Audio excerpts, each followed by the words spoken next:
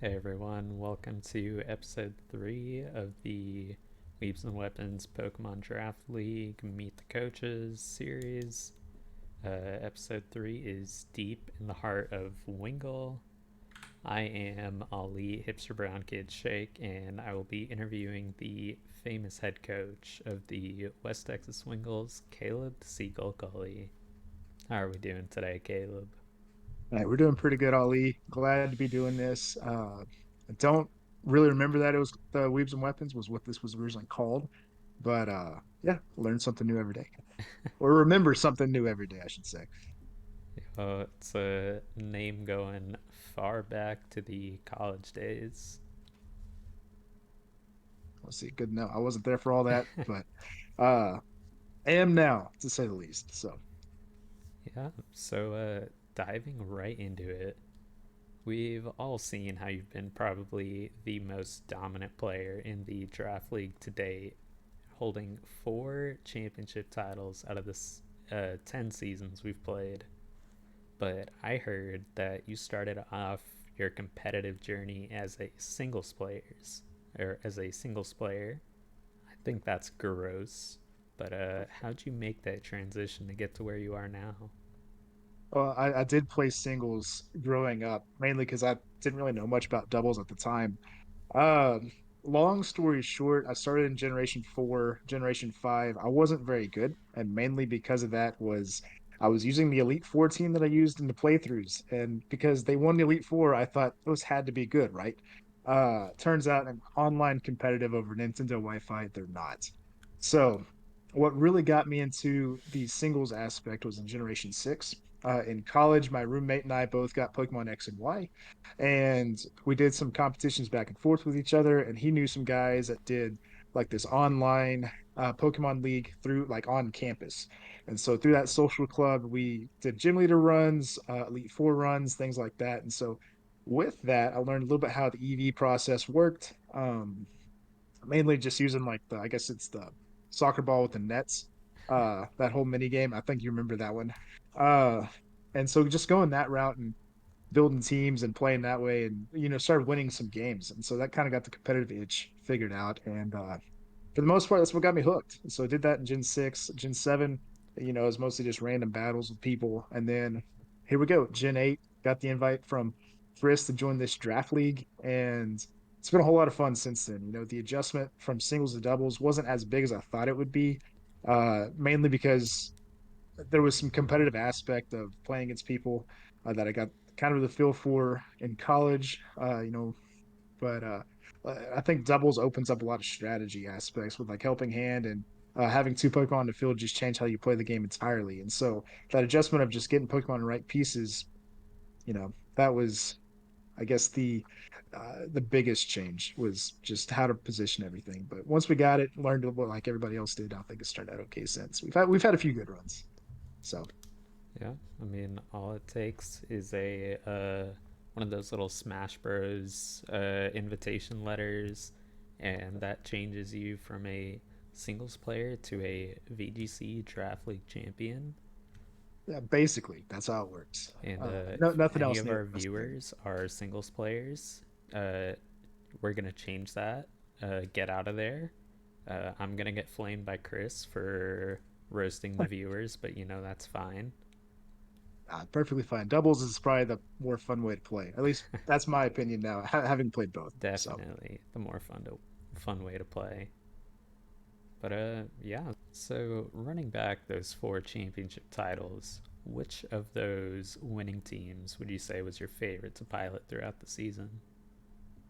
probably my favorite team, kind of bounce back between season 3, season 4, but probably when I was Rotom runner up, so it'd be season 3. That team was a whole lot of fun to pilot. We had the Incineroar and the Galarian Moltres being a really good duo together, because Intimidate, Fake Out Pressure with Parting Shot on Incineroar helped give the Galarian Moltres a lot more last longer on the field. And pair that up with the Comfy in the back for floral healing, made a big difference on, giving us a chance to win. Also, like we had Aromatisse and Drampa that played really similar. The Aromatisse being a Trick Room setter, but also kind of gave us heal pulses in a slower format there. Drampa having the same Berserk ability to get those +2, +3. special attack boost to kind of really carry a game. So that core really gave us a good upper hand, I think, to finally break through and get our first championship win in season three after coming so close the first two seasons. Yeah, I mean, such a strong core with all these pieces that work really well together. Kind of led you on a tear right after that, huh? A little bit of a tear. We got to I guess season four went really well. We had the two game set, so we went 11 wins, seven ties, and then season five we had a pretty good run. First 2 weeks of the season go undefeated, so I pieced that together. It kind of just sparked. I think things. I think that team helped to get a lot of stuff to click, and with that, this gave us a chance to really hone our craft in this draft league and find a play style that we like and it works for us. Yeah, for sure. So, besides any just like championship team, you've been one of the few players in the league to draft over 100 unique Pokemon. But were there any favorites that you enjoyed using the most? Don't say Incineroar here, we'll get to that later. All right, I won't say Incineroar here. I don't think this is going to be a surprise to really anybody in the draft league now that they've kind of known this for a little while. But Kangaskhan in season one was our tier four pick when we really didn't know like how to draft or anything like that. And so Kangaskhan was like, hey, it's a normal type, looks okay on paper because in Gen 1 they gave normal types a lot of different coverage. And so we said, hey, Kangaskhan looks good. We'll go ahead and take it. Turns out it was actually really good. Got promoted a few times throughout the draft league. But that scrappy and inner focus ability combination made a to where we could, do fake out on ghost types or not be intimidated. And that wide coverage allowed the Kangaskhan to actually be a Dynamax threat on our team in seasons past, after that first season. And so, you know, Kangaskhan was a Pokemon I didn't think much of when I first played the games. And so after Draft League, I got this new appreciation for what Kangaskhan could do. And, now it's like in my top five all-time favorite Pokemon. And that's only because of Draft League. Otherwise, I probably wouldn't have given it a chance. And so I think that's the fun part of what Draft League can do is these Pokemon you didn't think much of end up being like these really good carries for you and you fall in love with them. Yeah, I mean, as you know, and as our viewers probably know by now, I love those low tier Pokemon. There's so much you can Yeah. do with them. Kangaskhan Yeah. doesn't count anymore because it's not a low tier Pokemon. Yeah, I think we You're got to all the way to blame for tier one. that. I think we got it up to tier one at one point, but tier two I think is where it kind of hovers nowadays, or did when we finished the Galar division or generation, and so I was kind of proud of that, just because it was a Pokemon that we discovered and multiple people used it by the end of it, and it's kind of cool to see that it got the recognition it I think it rightly deserved. So Really love to see it. yeah, And so we've seen you use quite a few repeat Pokemon that have brought you some decent success. We've had that Tapu Fini, that Arcanine, that Azumarill, that Toxicroak. But one of them stands above them all. Out of 10 seasons, there were 7 that this Pokemon was available to you, and you drafted it 5 times. That one is Incineroar. What's going on with that one? well, Incineroar really got put on the team early on because, like I said, I came from the singles background. We kind of touched on that already, and so doubles. My first thing going into season one draft was like, what are good doubles Pokemon? Literally, just put that in the Google's search bar for VGC. And obviously, Incineroar has this really good history because it's been used on so many different competitive teams. Because fake out and intimidate, parting shot, that kind of stuff is just absolutely ridiculous to all have in one Pokemon. So naturally, in the first draft, I'm like, hey, internet says Incineroar is good. We're going to draft it. And so that's what I did. And, uh, and later on in the draft, we had this franchise mechanic. And so Incineroar got to stick around on our team for multiple seasons after that. So we kind of got to like hoard it and not let anyone else use Incineroar for a long time. So allowed us to like open up the playbook on what we could do with it. So I think some of the fun things to do with it was, Dynamax it with like a vacuum wave off Toxicroak for a weakness policy proc to kind of catch people off guard. That was always a lot of fun. And it just could do a lot of different things, live a lot of different hits if I can get that out. And so it was just a very good staple, kind of a good glue to the team, no matter what I did. Yeah, so it turns out the face of the meta Pokemon in Generation 8 is also good in Draft League. Who would have There's thought, right? who would have thought? uh So, Man. speaking of Draft League history, we've had a bunch of wacky moments. We've had big surprises, major upsets. What were some of your favorite moments in the league history? I think you're gonna remember this one. I really hope So I in season don't. one, oh, in season one, you were the favorite. Believe it or not, you started off 3-0. You had this Pokemon called a Gyarados with Moxie, and you had an Anger Point Tauros. And I don't know about y'all, but those two, they tore the league up. And so the second time around in our round robin that we played, after you destroyed me with Anger Point Tauros, we got to play again. And this time you had been using Gyarados quite a bit, so I had this Pokemon Flygon on the team, and so I did a deep dive like on what moves Flygon can get, and like on Showdown it'll say like usually useless moves, and like Thunder Punch was on that list. And I was like, if it's any good. So we used Thunder Punch Flygon in that series against you, and you probably remember with the whole deal we had Max Hellstorm, I had Max Lightning, and somehow EV'd stuff to live and got the first. I think it was like the first KO in Gyarados that entire season. And so it was a big moment for me as an underdog, and it's kind of got my team building mojo like in play, because we did something similar in season two with Dragon Pulse Arcanine, introducing that to the league, that people weren't entirely sure existed. I didn't know about it till I did it that week. And then like in season four, we did like a sludge wave weakness policy Tapu Fini. And so kind of exploring those team builds was something that was big for me, like with my draft league history. And I think, you know, opens up in this draft league and found these different niche moves to come into play. Yeah, that's definitely the magic of a draft league where you know your opponent and you know the teams aren't stacked with like super high tiered meta Pokemon. So Yeah. you're free to explore what all these different Pokemon can do. Yeah. I mean, that's probably the best part about it. I mean, you love the low tier Pokemon. I've liked to use them, and like I think Flygon was a tier two that season. And so it wasn't supposed to be the main carry, but it did its job in like supporting the team how it needed to. And so that season kind of got us kick started to where it's like, hey, these crazy moves do work sometimes. And I think that's the fun part about draft league, like you said. Yeah, so enough about the past league. Let's talk about Gen 9. I'd say current stats show that you adapted to this new game and the new competitive scene much better than most of the other players in the league, being the first title holder for the new generation. How did you pick it up so well so quickly? Especially since some of the rumors have said that you're washed up. Yeah, I don't know. Season five started, and somebody started saying I was washed up, and that individual coach knows what that all time series record is. So I'm not gonna expose that on this interview, but they know that's all that needs to be said. And so yeah, talking about Gen 9, we we kind of went back to the basics. We looked at what had us gave us the success early on, and that was finding some comfortable picks, kind of exploring move sets and kind of seeing what can happen. So like this season 19, we had a Dragapult that we had used previously. We had Toxicroak here. That was something that I've used in the later seasons of Generation 8. So a couple comfort picks to kind of help us get going. And knowing those move sets allowed us to like, okay, we understand these Pokemon. Let's look at like Armarouge, who's brand new to Generation 9 and to us. Figure out, what can it do?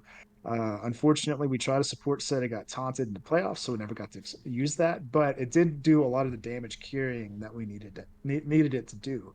And so finding those move sets, exploring that, I think that was what was the biggest takeaway for Generation 9. Just stick to the comfort and then learn like with like 7 or 8 pieces versus all 13. Yeah, for sure. And so, speaking about this new game, we were introduced to a brand new battle mechanic called terrestrialization, which you can change your Pokemon's type to something better defensively or offensively, or keeping the same type, give yourself a big damage boost. So, what are your thoughts about this new battle gimmick? And are there any new new type combinations that you've enjoyed using this gen? So I think, I mean, you remember when what is it? Hidden Power was a thing. Uh, Hidden Power, I think, is the it's not the ramped up version of this. Terrestrialization is like the better version of hidden power because you can take the whole typing, but like people going and trying to do specific EV spreads and like or IV spreads on breeding to get like a Terra Ice Roserade. That's not Terra Ice, hidden power ice Roserade. Like that's hard to do.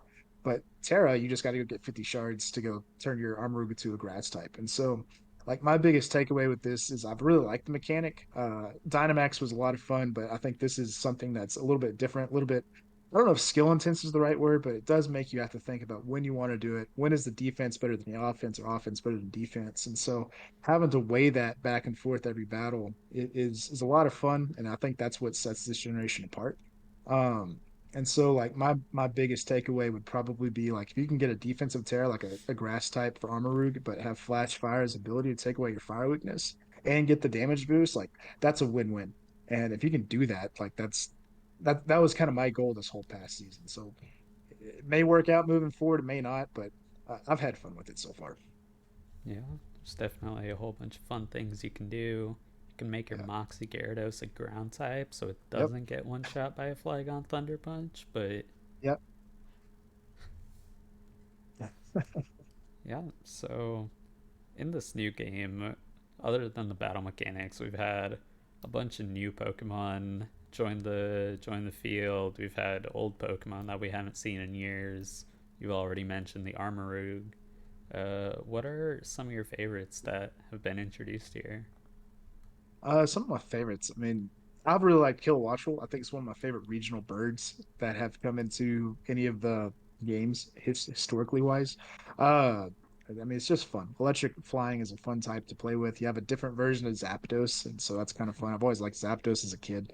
And so, like Armarouge was a lot of fun as a new Gen 9 Pokemon, but like some of the returning Pokemon that showed up, like I fell in love with Donphan this season. Donphan was something like I've seen be used in games or like people use it for Nuzlocke and stuff like that, but I've never really explored it. And so Generation 9 and Season 10 gave me a chance to dive into it and see like, oh, this thing gets Ice Shard.